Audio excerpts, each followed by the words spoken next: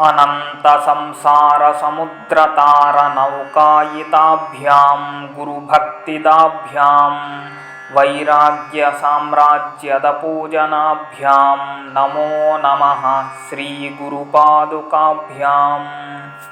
कवित्ववारासिनिशाकराभ्यां दौर्भाग्यदावाम्बुदमालिकाभ्यां दूरीकृतानम्रविपत्तिताभ्यां नमो नमः श्रीगुरुपादुकाभ्याम्।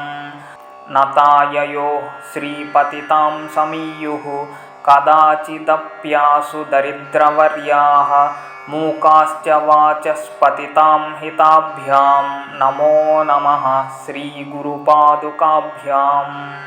नालीकनीकाशपदाहृताभ्यां नानाविमोहादिनिवारकाभ्यां नमज्जनाभीष्टततिप्रदाभ्यां नमो नमः श्रीगुरुपादुकाभ्याम्।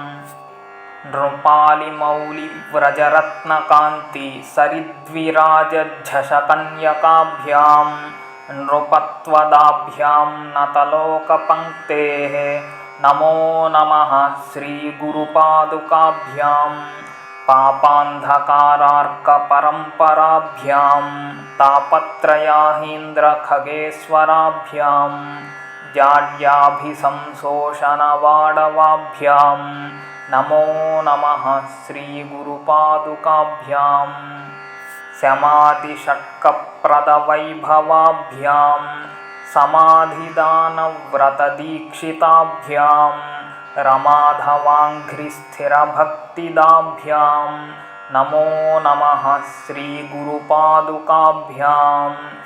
स्वाच्चापराणामखिलेष्टदाभ्यां स्वाहा सहायाक्षधुरन्धराभ्यां स्वान्ताच्छभावप्रदपूजनाभ्यां नमो नमः श्रीगुरुपादुकाभ्याम्।